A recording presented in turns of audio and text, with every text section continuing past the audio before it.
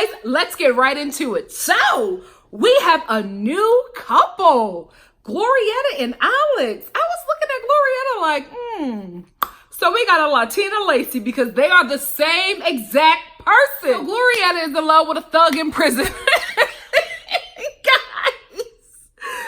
Guys, when he called her and he started singing, I was just like, what in the Nick Carter is happening? This show. I was like, just like, yeah, he calls me and he sings to me. I love when he sings to me. This song, I was just like, sir, what? I was thinking about his cellmate, like watching him sing this R&B song to this girl. Baby girl, I get so high. Glorietta, you blow my mind. NSYNC is shaking. So Glorietta was introduced to Alex by her cousin who was in prison with Alex. What is going on with these families who constantly do this? Because there have been several women within this Love After Lockup franchise or whatever who have been introduced to prisoners from their family members who are in prison. This is just so ridiculous to me. I just thank God for my family because I got cousins in prison, okay? Lifers, okay? They would never disrespect me like that to be like, you know what? I got a cousin on the outside who will be right for you. She got a thing for serial killers. Like, I don't have any cousins who will ever do something like that to me. And I just don't understand what her cousin saw in Glorietta to be like, yeah, my cellmate might be the right fit for you. Excuse me? I would be so insulted. No shade. Prisoners are humans too. But if you're in prison, why the hell you think about setting me up with somebody? Like, why am I on your mind? Me and my singleness. Why are we on your mind while you in prison? Hell no. Glorietta's mother. I love Glorietta's mother because mother is a tough cookie who got jokes. But first of all, can we talk about this bang? Listen. She showed up to shoot this scene in a bomber jacket and this tight, stiff spritz bang. I said, oh, Glorietta's mother don't play, because if that tough bang was any inclination of how tough of a mother she gonna be on this season, I'm ready for it. I'm ready for it, because that bang did not move. She sprayed that thing down. But anyway, Glorietta's mama got jokes, right? So Glorietta is talking to her mom about Alex or whatever, and her mom's just like, oh, he's just a regular jailhouse rock. I was like, Glorietta is trying to convince her mom that he's like a really good guy. And she's like, Mama, he comes from a good family. And her mom, Ted Bundy came from a good family. I'm like, you know what, Mama? I'm here for your little stand-up special that you're having right in the middle of this episode, because she was quick with it. It didn't look like anybody wrote these things for her. It seemed like Mama had something to say every moment that Gloria was trying to convince her that Alex was the one. I think that the mom is the real deal. I think that she's really disappointed. I think that she's really disappointed in her child for, you know, being with someone who is incarcerated for Lord knows how long. And I think she feels like her child is being taken advantage of. But I'm like, why aren't you mad at the cousin? Because Gloria's mama seems like she doesn't play, right? So I'm just like, if you're so serious and tough and you were adamant about your daughter not dating this dude, why have you not addressed the cousin? Why aren't you as tough with this cousin as you are on your child who's telling you that she has fallen in love with a man in prison? Could you imagine hanging out with your girlfriends and her boyfriend from prison call her and start singing R&B songs to her? I would be like, you know what? I'm too good for this friendship. No, I wouldn't do that. Do I have friends that have boyfriends in prison? No. Oh, I know somebody who got she's married to a lifer. You know what? Never mind. Scratch everything I just said. Because he take care of her. He take care of her well. Nope. No. Okay, guys, real talk. Glorietta's choice of eyebrows and her mannerisms throughout her scenes has led me to believe that she's not well. Now, this could just be her personality, but she is just how she is in her scenes. It's very like childlike and, oh my goodness, I fell in love with the guy who's in prison. And the eyebrows, I'm like, for a woman in 2019 to willingly draw these eyebrows on. Like here, up here, down here, and like darken them in. It just don't scream sane to me, right? There are some girls who have questionable eyebrows, right? I know some chicks in Northeast Philadelphia who got eyebrows like this. That's just cultural. White and Puerto Rican women from Northeast Philly love a little question mark eyebrow. That's just culture, right? I don't see nobody else in Glorietta's neighborhood with these eyebrows. It's just, what? So I'm just like, are you okay? Is everything all right? And then that will explain to me a bit more why the mother is just so upset and so against this. She probably knows that her daughter isn't quite developed to be making these kind of decisions. And she probably knows that this guy is taking advantage of her because Gloria is really, she's a little different. She gives me Josh. She gives me Josh with Lacey's voice because Lacey is well aware of the men that she is scamming. I don't think that Glorietta has that common sense.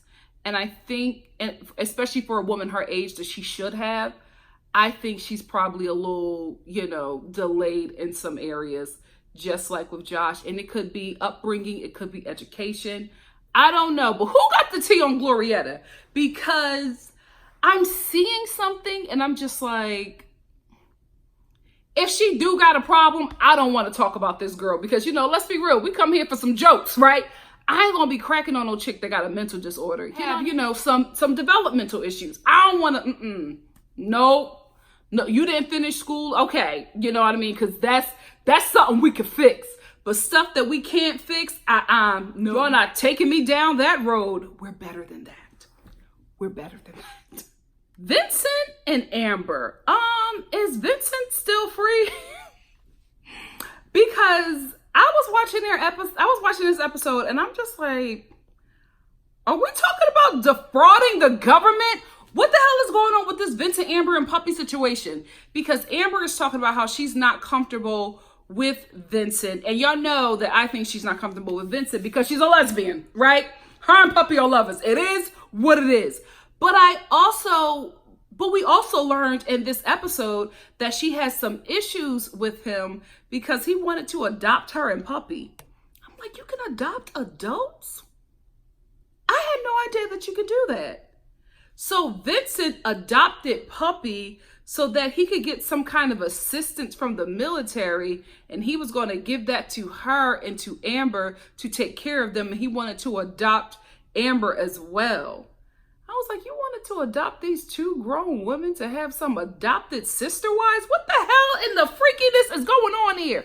This whole situation was just so weird. And the way they were talking about it was like they was leaving some stuff out. I think they were leaving out just enough to not incriminate each other, but they were still trying to discuss it because it was something that Amber had an issue with. Amber was like, when I found out that he adopted puppy and then he wanted to do that with me, I was a little thrown off by that. Okay, who wouldn't be? But it seems like they were all in on it at some point and then decided to back out because Vincent said that he tried and he couldn't get any money. And I'm like, I feel like this is some scam. I feel like y'all scamming because you're not really taking care of puppy. And he actually ended up not getting the benefits because she's incarcerated. So, the government is just like, how the hell are you taking care of her and she in prison? We taking care of her. You know what I mean? Like something is left out. I know a lot of military wives watch me.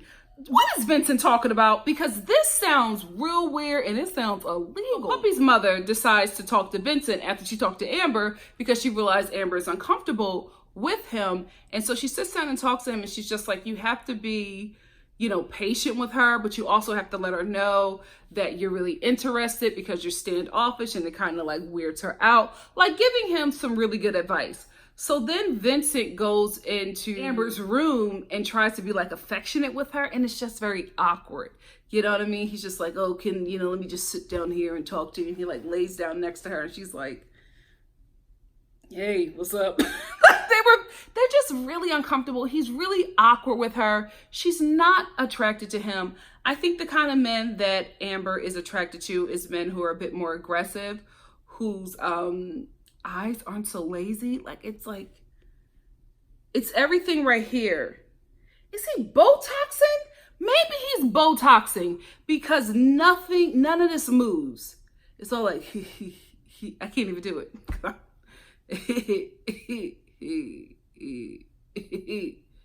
Hey, let me talk to you. Like, it doesn't move.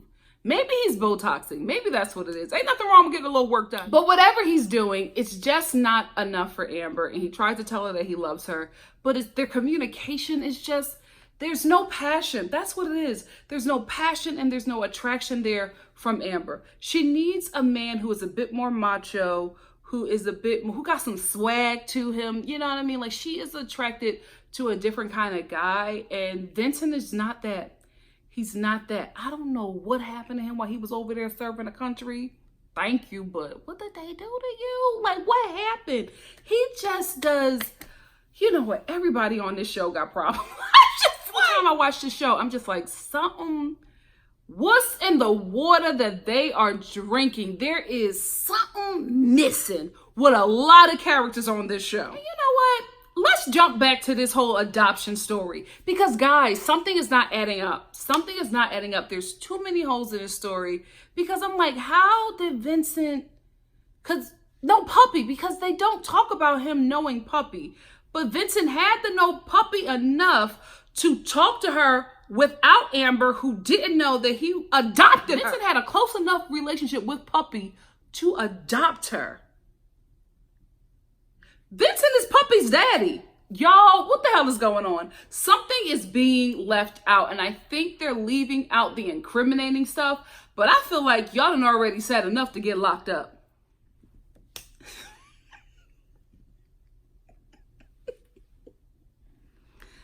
So now let's talk about Lacey and Shane.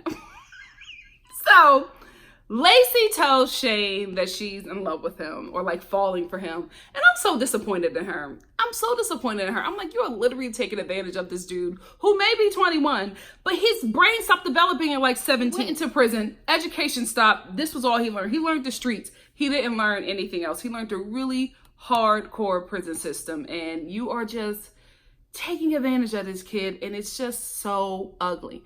I'm starting to fall for you. And I want you to know that so that we can like be on the same page. Girl, you are not falling for him. You are scamming him for fame so you can get your OnlyFans account popping or whatever this is. You don't care about neither one of these prisoners. And it's just these men. I'm sorry. You know, these felon men. Something wrong with a little thug, okay? But I don't like what she's doing. And then we get Shane's backstory on why he went to prison. Guys, everybody on this show is leaving stuff out. There are holes in this story. So Shane says that he went to prison, not jail, prison. Okay, when you go to prison, you done did some stuff, okay? So he said that he went to prison because some guy, random guy, he's not even, like, we don't know if the dude is related to him, if the dude is a stranger. All that is missing. Showed him a picture. We don't know what the picture is. We're assuming that it's pornographic. Another hole, just very, very vague about what the picture was. He didn't like it. He decides to assault the guy, and the dude loses an eye. The dude doesn't go to prison, but Shane does. Guys, if the dude had child pornography on his camera phone or wherever, and not just his phone, in his possession, he would be doing federal time as well. That is a federal offense. Let me tell you something. It's easier to go to prison over child pornography than it is to go to prison for rape. That's one thing the government don't play with. They don't play with you defrauding them on your taxes, and they don't play with child pornography. You will go away for a minute. So I'm not saying that what Shane isn't saying is true. I'm saying that some stuff is left out. You know what I mean? Clearly he went to prison because the dude lost an eye. But if you are beating up a dude that has child pornography on him, he's going to prison. For some odd reason, they decided to put the 17-year-old in prison for 4 years, but let the child pornography guy go free. Shane, we're missing some stuff here. We're missing some stuff. Did you have priors? Were you on probation? Were you warned to stay away from this dude? Were you working in connection with this dude? Like, something is missing here. But Shane is sweet and we let it go, but there's something missing. Something is not adding up in this story, because I don't understand how you at 17 years old did 4 years in prison and the child pornography guy was able to walk free. Something don't make sense. Was a child pornography dude a billionaire? Like, that's the only thing. He had to be a billionaire or like some prominent person to not be able to do time, because prison is for the poor. It ain't for the rich. So was he rich? But why would a rich guy be hanging out with you, showing you child pornography? Something ain't adding up. Something ain't adding up. And then Shane says that he doesn't regret doing what he did because prison made him the man that he is today. Beloved, prison is not your daddy. It's hell. What is going on? Like, you don't regret going to prison because it made you who? Are you kidding me? I know you took out a dude's eye, but you damn sure don't need to be in no prison with no serial killers. Like, what? This is the first time that I have ever heard anyone say on this show, or just anything concerning prison, people who have went to prison. This is the first time that I have ever heard this being said, that they do not regret going to prison because it made them the person that they are today. Oh, hell no. Did Shane go to the same prison as, what is his name? What was the dude that was on meth with the full lips? Was it Michael? What was his name? Remember him? He kept on going back to prison and he enjoyed it. He really did enjoy it. He enjoyed meth and he enjoyed prison. Did they go to the same prison? Because this is baffling me. Two things. One, I feel like Shane is telling us that this dude had, child pornography on his phone to get the sympathy of the viewer, so that we would overlook the fact that because he saw something that he didn't like on this man's phone, that he reacted so violently in a way that would permanently blind this man for the rest of his life. Like, I think he's saying that, oh, he had child pornography on there, that's why I beat him to a pulp and took his eye out. You have to say something to get us on your side, or to get us to give you some kind of sympathy, because without that, you just look extremely violent and crazy. And even thinking about it, if the dude showed him child pornography, disgusting, right? Yeah, but here I am listening to him explain, and he's saying, he showed me child pornography on his phone. So you jumped up and beat him to a point where he lost his eye? I'm still stuck on that. You know what I mean? Like, not saying that that's not a huge deal, but a sane person will probably be like, oh my goodness, you're sick. Call the cops, get the dude arrested. You have to really be in a space for violence to be your first answer. That is just how I do. That's the first way you deal with something. Like, rationally, you don't think through other kinds of methods that won't have you in prison or taking somebody's eye out. Your first thought, your first mind is just violence. I'm going to damn near kill this dude. That's something to watch out for as well. That's something that gave me pause as well.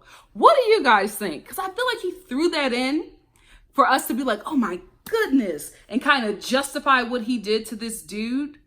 But with or without that, the behavior that Shane showed towards that man is still not healthy. Like, violence should never be your first answer. That should be a resort that you have to get to. Now, is he showing you child pornography of a family friend and putting it in your face and, trying to assault you? Like, something is being left out, which is why I think he's probably giving us half truth. What do you guys think? Let's talk about it. So then Lacey finally admits to Shane that she is engaged, because she feels like she had to say something, because he opened up and told her, why he was in prison, something that was obviously really hard for him to talk about. And he was just like, so do you have anything, like anything you want to tell me? I kind of felt like that was set up, and which made me kind of believe that he already knew. I think this is set up, guys, because why would you keep on asking that? You know what I mean? Like, if this is your girl and you're just sharing some stuff with her, y'all just talking. But why did he have to keep on saying, so what do you have to tell me? Is there anything that you want me to know? Is there anything that you have to tell me? Is there anything you're keeping from me? Why are you saying that? Nothing in this conversation set up this moment for you to say something like that. You know what I mean? You're just sitting here telling Lacey what happened. But it doesn't make sense for your next sentence to be after you say, oh, I took this dude's eye out. Anything you want to tell me? Anything you want me to know? Anything you're keeping from me? That seems set up to me. What do you guys think? Wow. Shane really opened up his heart to me. So I just feel like I should probably tell him there's someone else. Scamming. All of them are scamming. Angela and Tony. The ghetto. The ghetto. What is happening? So Angela, who I don't like this, she calls over Trailer Park Jerry Springer, who is in love with her, right?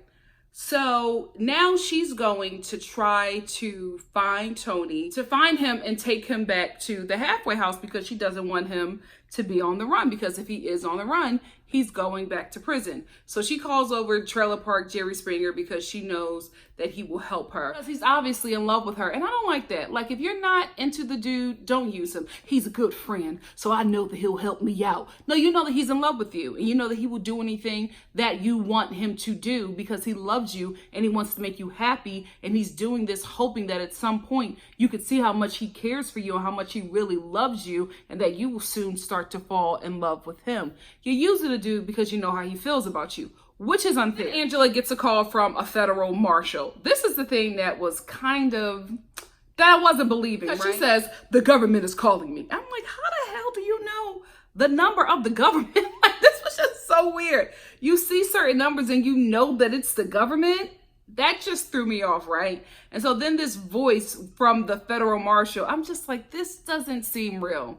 It doesn't seem real. Well, anyway, this federal marshal is just like, he has to return to the halfway house now. If he doesn't return now, we're going to find him and we're going to lock him up. So if he goes back, he won't be in any trouble. But if he does it, he will. So her and Trailer Park Jerry Springer are getting everything together because they got to go find Tony and get him back to the halfway house. One thing I just thought about, even when Angela was on the phone, it looked like she was checking her Chime account. It did not look like that was a government number calling her. Her phone screen was white and it looked just like a Chime account that she was checking. And they blurred it out, but I'm like, I know them colors. I know those buttons. She was checking her Chime account and they were acting like the government, the federal marshal was calling her about Tony. That seems staged. What do you guys think? That was staged, guys. Now, let's talk about how Angela was trying to entice Trailer Park Jerry Springer. Trailer Park Jerry Springer comes in to save the day of his damsel in distress.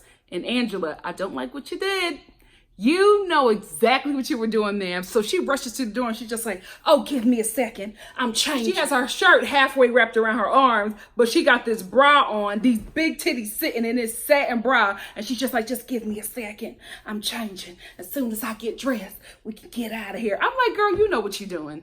You know what you're doing. You know that Trailer Park Jerry Springer was just hoping to see a titty or two. He couldn't get himself together. He was just like, oh, okay. Well, I'm right here waiting. Just trying to see a little titty. Why are you enticing this man and playing with his emotions? That's not right, Angela. You knew what you were doing. She didn't have to come out exposed. She could have just used her voice and said, oh, I'm just getting changed. I'll be out in a second. She literally came out in this bra to get him all hot and bothered. You wrong, Angela. This girl, you have the nerve to be playing somebody. Girl. Daniel and Lizzie. We didn't need the sex scene. I was just uncomfortable. I was really uncomfortable watching those two. Shout out to Lizzie though. I was just like, you and Daniel had some confidence. He had on like 2 pairs of boxer briefs. They were like doing it. Was this a public laundry room? Were they doing it at this hot springs place? Whatever happened, they finally had sex and it just looks so unsanitary. This whole scene, I was like, oof. It's like, are they having sex in a hoarder's house? Like, what is going on? I'm uncomfortable. But they finally do it, so now they are officially a couple. Then they go to Daniel's family's home because they're throwing a welcome home party. Lizzie, of course, doesn't want to go because Daniel's mother and Lizzie do not get along. So Daniel finally convinces her to go. Lizzie goes, already uncomfortable because of the issues that she has. And I understand if her and Daniel's mother isn't getting along, She's already going to feel some sort of way walking into an environment that favors Daniel's mama, so she's already going to feel outnumbered and ganged up on. But she gets there and she's acting really quiet and coy. I just need to stop for a second and talk about how trash Daniel's Aunt Lisa is. There is always a hating aunt in every family. Somebody who's probably jealous of your mama, who gets excited when her kids fail, because here's Daniel's Aunt Lisa, who is just salivating at the fact that this dude has a drug problem. Why the hell are you bringing up your bass or whatever you think he stole? There's cameras there. Y'all welcoming the dude home. Why do you bring up in front of his girlfriend, oh, did you steal my bass? What was it? The bass hunting bow? Whatever. It was some hunting bow, some precious hunting bow that she accused him of stealing. Why did you need to say that in that moment? Did you steal? I'm so glad that you're back. But did you steal my bass hunting bow, my brass hunting bow, whatever the hell that hunting bow is? Did you steal it? Why did you need that moment? Why did you need to do it? Was so embarrassing to watch. So I could only imagine how embarrassed Daniel was. He actually owned up to it and he was just like, I did, but I'm not going to do that anymore. And I'm like, I didn't understand why that was necessary. Did you steal my hunting bow? I just need to know. Sis, who cares about some damn hunting bow? You need to be hunting down a dry bar to fix that dreadful perm. It was so unnecessary and I felt really bad for Daniel because she's just like, yeah, I just needed to know if you did that because that's why I didn't trust you in my home. That's why I didn't want you around my things because you steal. He's a meth addict. What the hell do you expect? You're more concerned about your hunting bow and not the fact that this kid was turned into heroin because something happened in that damn family to send him running to drugs. You worried about some hunting bow. You probably the reason he's smoking heroin out of a light bulb, the ghetto way. I can't believe that woman. And I can't believe that Daniel's mama just sat there. Oh, I would have cussed that girl out. How dare you? How dare you do this in my home in front of these cameras? I'd probably punch her square in the forehead. Don't ever embarrass my child like that. Woo! This family is different. Since we're talking about Daniel's mama, y'all know I'm team Daniel's mama. She was wrong. Like, Lizzie is the problem, yes. Lizzie is disrespectful, absolutely. But Daniel's mom was wrong. Lizzie goes to the bathroom. She starts talking about it to the family. Like the bathroom is not like 2 feet away from where they're all gathering. Not only is it 2 feet away, it's like right there by the kitchen. Isn't that unsanitary? I thought that you couldn't build a house like that where the bathroom is right there with the kitchen. Ain't that a health code violation or something? Anyway, Lizzie is in the bathroom and Daniel's mama is talking about how she's not good for him, how she drinks, and that really concerns her for her son. I totally understand. I totally get it. Ma'am, this conversation should have happened when Lizzie was not in the home. It was extremely rude for you to tear down that girl while she could hear. You knew that she could hear what you were saying. That's why you did it. And that was wrong. Regardless of how you feel about her, she's a guest. Your family invited her in. Y'all should have treated her with respect because she came in with respect. I was shocked. I was ready for her to be nasty. She was very respectful. She was quiet. She kept to herself. She did not say anything. She was just there to support her man. That was wrong. And she owes her an apology. So that was it for me with this episode. What did you think about this episode? Let's talk about it in the comment section below. It wasn't bad. Like, I enjoyed it, but again, I felt like this was a filler episode because we're probably going to get some juicy stuff next week, or what is it? What's today? Probably in a couple of days because I know I'm reviewing this a little late. This episode was a little light, so expect some juice and drama for the next episode, and I will be there to review it. And if you like what you see here, please like, comment, subscribe, and share, and I will see you for the next episode of Love at the Lockup. Love you guys. Bye.